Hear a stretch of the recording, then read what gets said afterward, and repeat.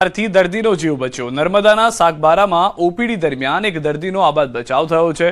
સોરપાડા ગામના 58 વર્ષીય સોનાભાઈ નામના દર્દી તપાસ અર્થે આવ્યા હતા ત્યારે અચાનક જ ઢળી પડ્યા। પરિસ્થિતિની ગંભીરતાને પારખીને તબીબી ટીમે સહેજ પણ વિલંબ કર્યા વગર તુરંત જ ઇમરજન્સી સારવાર શરૂ કરી અને સીપીઆર આપ્યું હતું। ડોક્ટર અને તેમની ટીમની સમય સૂચકતા તથા સાચા સમયે મળેલી સારવારના પરિણામે દર્દીની સ્થિતિ સ્થિર થઈ અને તેમનો જીવ બચાવી શકાયો હતો।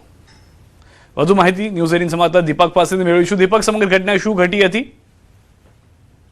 બિલકુલ, ખાસ વાત કરીએ તો જે ગઈકાલની જ વાત છે। સાગબારા તાલુકાનો જે એક વેપારી હતો જે સેલંબા ખાતે રહેતો હતો, ત્યાં ડોક્ટર ઋતુપ્રિયા ક્લિનિકમાં જ્યાં ઓપીડીમાં જ 58 વર્ષે જે સોળાપાડાના જે સોનાભાઈ હતા ત્યાં અચાનક ઢળી પડતા જે ડોક્ટર હતા જે ઋતુપ્રિયાએ તેમને તાત્કાલિક તેમને જે કહી શકાય કે જે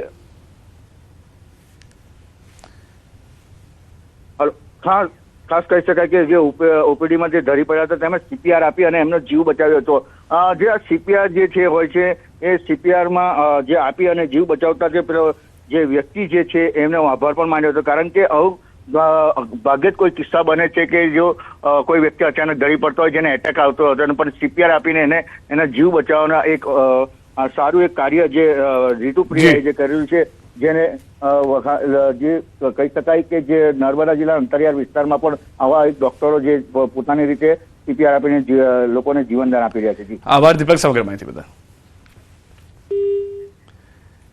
રાજકોટથી સમાચાર। તહેવારો પહેલા તંત્રની તવાઈ, ભેળસેળ અને ગંદકી સામે કડક કાર્યવાહી। તહેવારો પહેલા મહાનગરપાલિકાની કાર્યવાહી।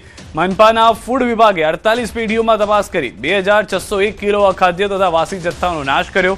8 પેઢીઓને નોટિસ આપી ₹8500નો વહીવટી ચાર્જ વસૂલ્યા।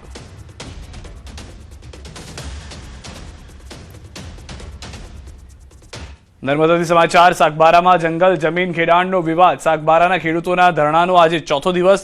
4 દિવસથી સ્થાનિક મહિલા લીલાબેન વસાવાએ કર્યો છે અન્નનો ત્યાગ। ધારાસભ્ય ડોક્ટર દર્શનાબેન દેશમુખે મહિલાઓ સાથે કરી મુલાકાત। ધારાસભ્યએ ગ્રામજનોને પ્રશ્નના જલ્દી નિરાકરણનું આશ્વાસન આપ્યું। ટૂંક સમયમાં આનો નિવેડો આવશે તેવો આશાવાદ વ્યક્ત કર્યો।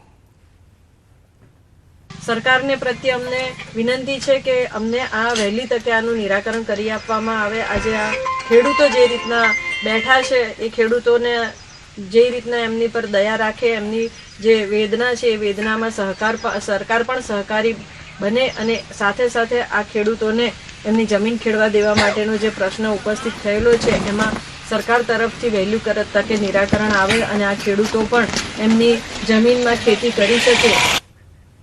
રાજકોટના જંગલેશ્વર ડિમોલિશન ખર્ચના વિવાદે ચર્ચા જગાવી છે, જેની અસર હવે નાના પ્રસંગોમાં પણ જોવા મળી રહી છે। 2 દિવસની ઇવેન્ટ માટે પણ ટેન્ડર પ્રક્રિયાથી કામગીરી શરૂ કરવામાં આવી છે। તિરંગા યાત્રા અને સ્વતંત્ર પર્વ માટે ખર્ચના ટેન્ડરના ભાવ ખુલ્યા। આરકે ઇવેન્ટ અને ભાવિક કેટરર્સ દ્વારા ટેન્ડર ભરવામાં આવ્યા હતા। 15 ઓગસ્ટના કાર્યક્રમમાં એન્કર, સાફો અને ચા નાસ્તા માટે ટેન્ડર કરવામાં આવ્યું। ચા, ફાફડા, જલેબી 2 પાર્ટીએ ટેન્ડર ભર્યું છે। ટેન્ડરના ભાવ ખુલતા આરએમસીના અધિકારીઓ દ્વારા ફાઇનલ નક્કી કરવામાં આવશે।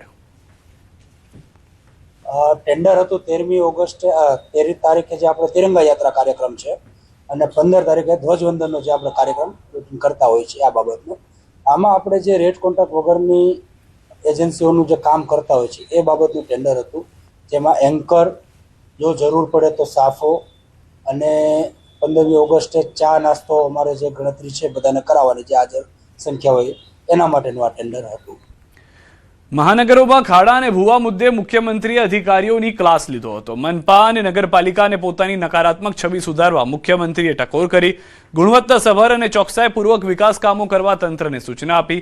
સ્વચ્છતા ગ્રાન્ટ મુદ્દે જીતુ વાઘાણીનું સ્પષ્ટીકરણ। મુખ્યમંત્રીની વાત ચીમકી નહીં, જાગૃતતા માટે હતી। દરેક નાગરિકે મહિનાના પ્રથમ રવિવારે શ્રમદાન કરવું જોઈએ।